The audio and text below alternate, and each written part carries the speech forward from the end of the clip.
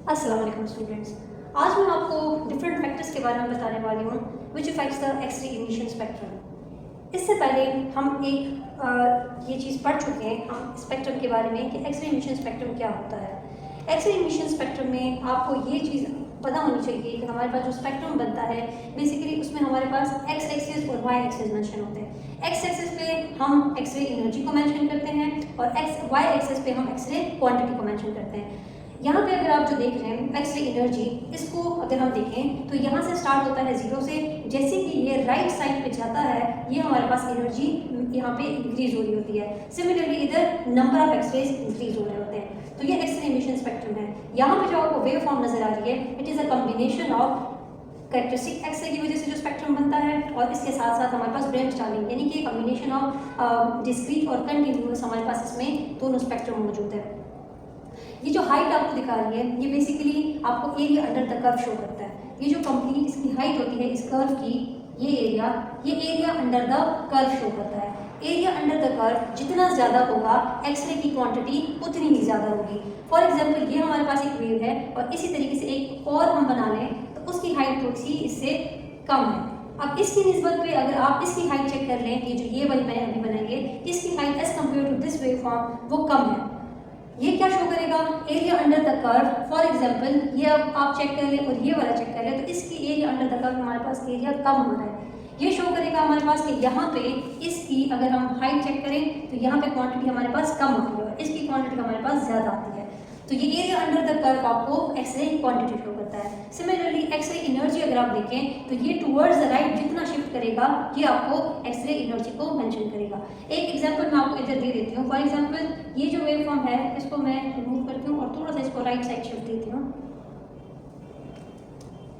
अगर हम इसको ऐसे बनाते हैं, सॉरी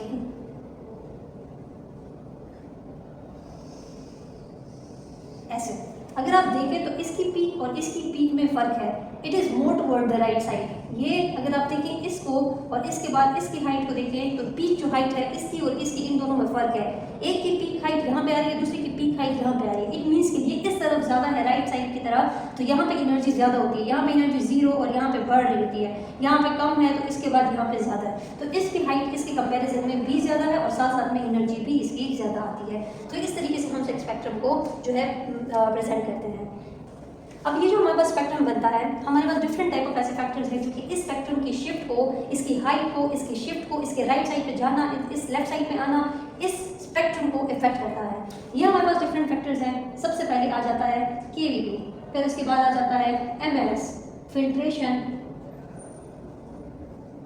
टारगेट जो हम यूज़ करते हैं as a anode, target material, और इसके साथ साथ हमारे पास वोल्टेज रिपल भी आ जाता है।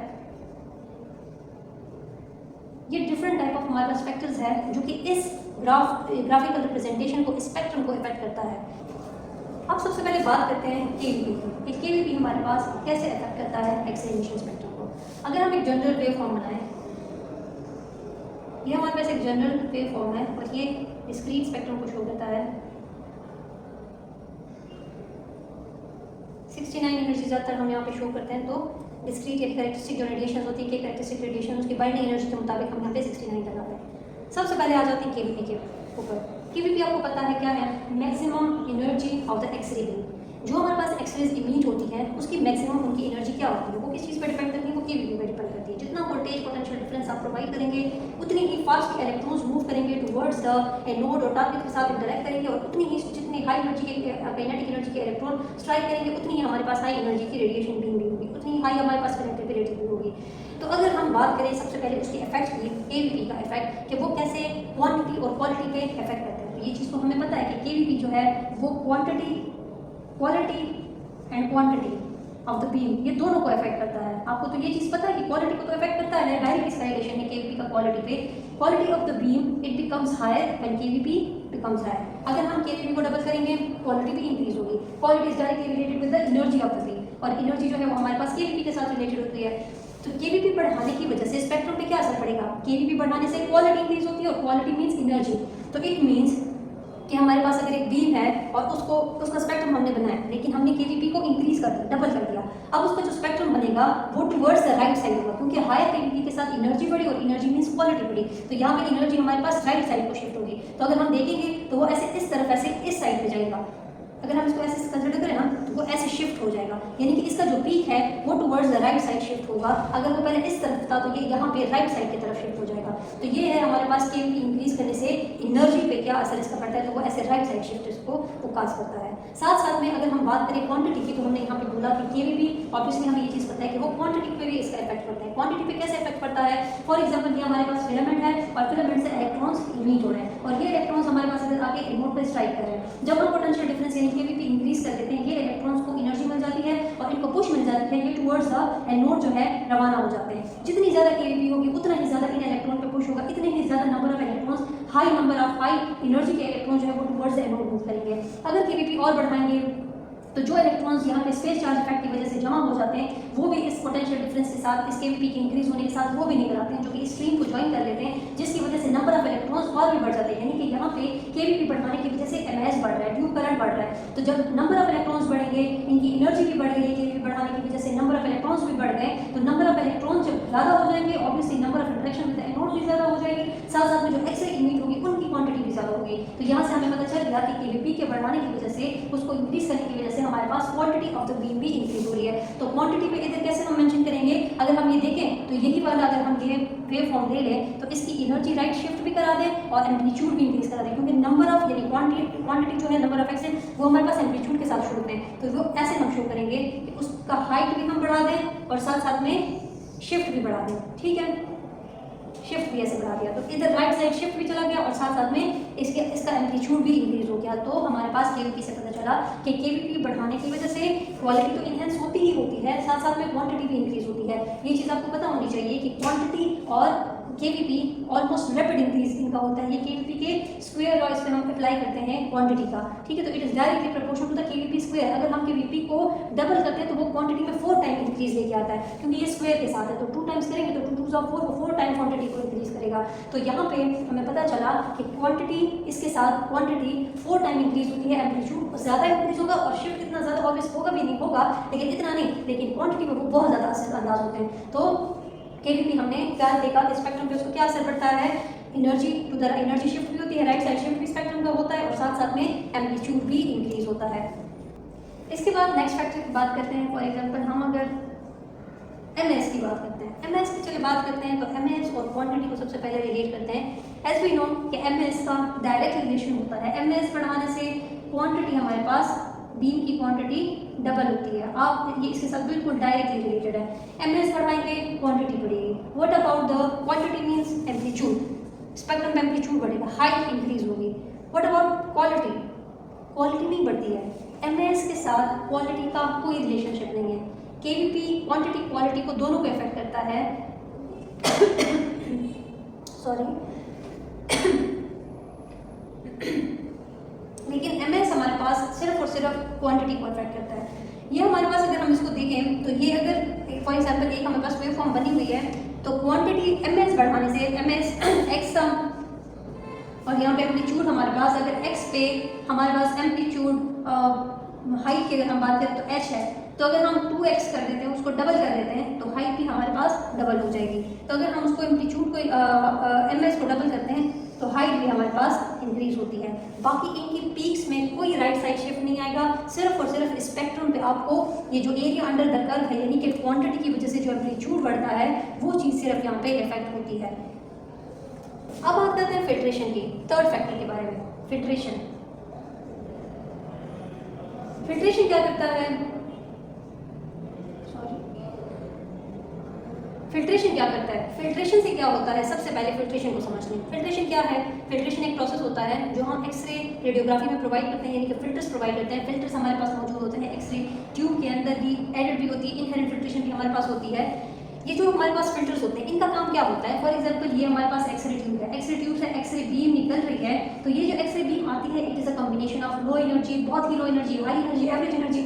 तो ये जो बीम होती है हमारे पास कलेक्शन होती है, हेटेरोजीनियस बीम होती है, डिफरेंट एनर्जी की कलेक्शन होती है। अब हमारे पास जो बहुत ही लो एनर्जी की बीम होती है ऑब्वियसली वो हमारे पास यूजफुल नहीं है, उसको कोई भी जो है बेनिफिट नहीं है। हम क्या कहते हैं कि वो जब पेशेंट की तरफ आएगी और पेशेंट की बॉडी के साथ इंटरेक्ट करेगी, most of the low energy beam वो सुपरफिशियल भी पेशेंट की बॉडी में सुपरफिशियल टिश्यूज़ में अब्जॉर्ब हो जाती है, जिसकी वजह से पेशेंट को डोज एक्स्ट्रा मिलती है। तो अगर हम ऐसी चीज़ प्रोवाइड करें यानी कि फिल्ट्रेशन यानी कि फिल्टर्स यहाँ पे हम ऐड कर रहे हैं, तो फिल्टर्स की वजह से क्या होगा, फिल्टर्स हमारे पास एल्यूमिनियम की शीट्स होती है और ये मौजूद होती है, इनहेरेंट फिल्ट्रेशन भी होती है। एक इस पर हम अलग से वीडियो इंशाल्लाह बनाएंगे फिल्ट्रेशन पे, जिसमें हम फुल फिल्ट्रेशन और उसके डिफरेंट टाइप्स के बारे में पढ़ेंगे। तो ये एल्यूमिनियम की हमारे पास शीट्स होती है, इनका काम क्या होता है, जब इनमें से लो एनर्जी की रेज आती है तो ये एल्यूमिनियम की इनकी एटॉमिक नंबर हाई होने की वजह से ये लो एनर्जी बीम को क्या कर लेता है, एब्जॉर्ब कर लेता है। एब्जॉर्प्शन की वजह से वो क्या होगा, लो एनर्जी बीम को सारा एब्जॉर्ब करेगा, जो बीम हमारे पास इधर आएगी वो हमारे पास प्योरली हाई एनर्जी की बीम होगी। तो ये हमारे पास फिल्ट्रेशन क्या काम करता है, ये हमारे पास लो एनर्जी बीम को एब्जॉर्ब करता है। इसके बाद हम बात करते हैं कि फिल्ट्रेशन के साथ हमारे पास एक्सरेज की क्वालिटी और क्वांटिटी इन पे क्या असर पड़ता है, क्योंकि एक्चुअली हम बात सारी कर रहे हैं स्पेक्ट्रम की और स्पेक्ट्रम पे नंबर और उनकी एनर्जी की। फिल्ट्रेशन आपको पता चल गया कि फिल्ट्रेशन का क्या काम है। फिल्ट्रेशन के बाद जैसे ही मतलब इनफिल्ट एक्सरेज आती है, इमिट होती है और फिल्टर में से पास होती है। फिल्टर में से पास होने के बाद आपको ये चीज़ तो पता चल गई कि ये बीम को क्या करता है, जो लो एनर्जी बीम है उसको एब्जॉर्ब करेगा और जो यहाँ से निकलने वाली बीम होगी उसमें मेजॉरिटी जो रेज होगी वो हाई एनर्जी की होगी।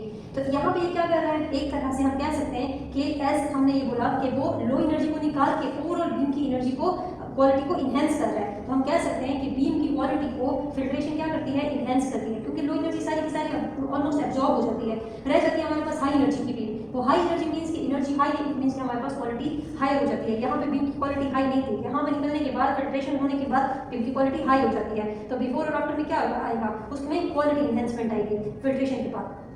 दूसरी चीज़ जो होती है वो हमारे पास होती है क्वांटिटी। ये जो फिल्ट्रेशन है, फिल्ट्रेशन से हमारे पास क्वांटिटी क्या हो जाती है, क्वांटिटी हमारी जो है डिक्रीज हो जाती है। वो क्यों, क्योंकि एक्सरेज जो आती है, ये जो बीम आ रही होती है फिल्टर में से पास होने के बाद जब इधर निकलती है तो इनकी क्वांटिटी डिक्रीज हो जाती है, जो नंबर ऑफ एक्सरेज है वो डिक्रीज हो जाएंगे। क्यों, फॉर एग्जाम्पल हमारे पास जो इधर से रेज आ रहे थे वो टोटल 100 इन नंबर थे, इसमें लो एनर्जी की बीम भी शामिल थी, लो एनर्जी रेज भी शामिल थे, लेकिन फिल्टर से पास आउट होने के बाद लो एनर्जी एब्जॉर्ब हो गई है, ऑलमोस्ट 70 हमारे पास रह गई है, 30 जो है वो सारी की सारी एब्जॉर्ब हो जाती है। जो इधर से आती है बीम वो हमारे पास टोटल 70 रेज है। इट मीन्स कि ये हमारे पास नंबर को डिक्रीज कर देते हैं, क्योंकि ऑब्वियसली लो एनर्जी एब्जॉर्ब हो गई है तो नंबर ओवरऑल नंबर में कमी तो आएगी, तो ये हमारे पास क्वांटिटी को क्या करता है, डिक्रीज कर देता है। तो क्वालिटी इनहेंस हो रही है। इट मीन्स कि ये जब हमारे पास अब नया स्पेक्ट्रम बनेगा फिल्ट्रेशन आने के बाद, वो क्या करेगा, क्वालिटी इंक्रीज आ रहा है, एनर्जी इंक्रीज हो रही है तो राइट साइड शिफ्ट जाएगा।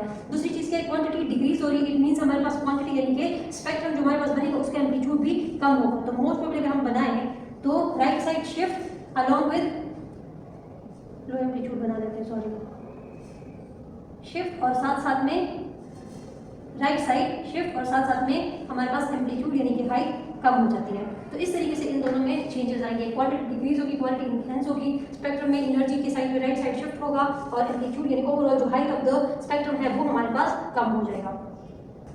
अब बात करते हैं टारगेट मटेरियल की।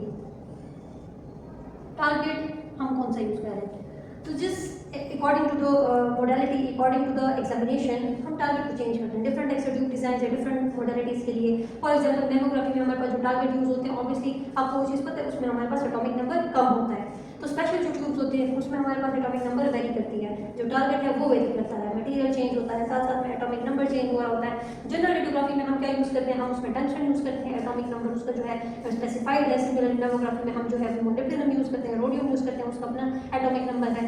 तो टारगेट के मुताबिक यानी टारगेट जो हम वैरी कर रहे होते हैं, चेंज कर रहे होते हैं, तो एटॉमिक नंबर उसके साथ डिक्रीज होता है। तो सबसे पहले बात हम कर लेते हैं एटॉमिक नंबर की, कि एटॉमिक नंबर का क्या फर्क पड़ेगा अगर हम ऐसा टारगेट यूज करते हैं जिसका एटॉमिक नंबर हाई हो, ऐसा टारगेट हम यूज करते हैं जिसका एटॉमिक नंबर कम हो, तो इस स्पेक्ट्रम पे इसका क्या असर पड़ेगा। सो एटॉमिक नंबर या फिर हम कह सकते हैं इसको जी। So according to the atomic number हमारे पास एटॉमिक नंबर जितना हाई होगा उतनी ही हमारे पास ब्रेम स्टार्लिंग की प्रोडक्शन की बात करते हैं। ब्रेम स्टार्लिंग आपको याद है कि हमारे पास रे आती है, इलेक्ट्रॉन बीम आती है, इलेक्ट्रॉन आता है, सारे शेल्स को क्रॉस करता है, न्यूक्लियस के करीब जैसे ही पहुंचता है ब्रेकिंग करके डायरेक्शन चेंज कर देता है और ब्रेकिंग की वजह से यहाँ पे हमारे पास रेडिएशन इमिट होते हैं। अब depending on the atomic number जितना हाई होगा, न्यूक्लियस में नंबर ऑफ प्रोटॉन्स और न्यूट्रॉन्स उतने ही ज़्यादा होंगे। जितने इनके नंबर ज़्यादा होंगे उतनी ही यहाँ पे आने वाला जो इलेक्ट्रॉन होगा उस पर फोर्स ऑफ अट्रैक्शन, यहाँ पे कूलम फोर्सेज ज़्यादा हो जाएंगे, ऑब्वियसली फोर्सेज ऑफ अट्रैक्शन भी ज़्यादा हो जाएगी। जितनी फोर्सेज ऑफ अट्रैक्शन ज़्यादा होगी एटॉमिक नंबर ज़्यादा होगा। उतनी हमारे पास आने वाले इलेक्ट्रॉन्स पे ब्रेकिंग ज़्यादा होगी, इन इलेक्ट्रॉन्स की डीएक्सेलरेशन ज़्यादा होगी। जितनी ज़्यादा ब्रेकिंग होगी, डीएक्सेलरेशन होगी, उतनी ही ज़्यादा इन एक्सरेज की एनर्जी होगी। तो ये किस चीज़ पर डिपेंड करता है, जितनी ज़्यादा एटॉमिक नंबर, ऐसे टारगेट अगर हम यूज़ करें जिसका जितना ज़्यादा एटॉमिक नंबर हो, एटॉमिक नंबर ज़्यादा होगा, कूलम अट्रैक्शन फोर्सेज ज़्यादा होगी, आने वाले इलेक्ट्रॉन की बीम पे डीएक्सेलरेशन ब्रेकिंग ज़्यादा होगी। जितनी ज़्यादा ब्रेकिंग, जितना ज़्यादा स्लो डाउन करेगा, उतनी ही नम जो एक्सरेज इमिट हो रही है उनकी एनर्जी भी ज़्यादा होगी। तो यहाँ पे हमने ये देखा कि हाई एटॉमिक नंबर के साथ, हाई जी के साथ हमारे पास एनर्जी ज़्यादा होती है।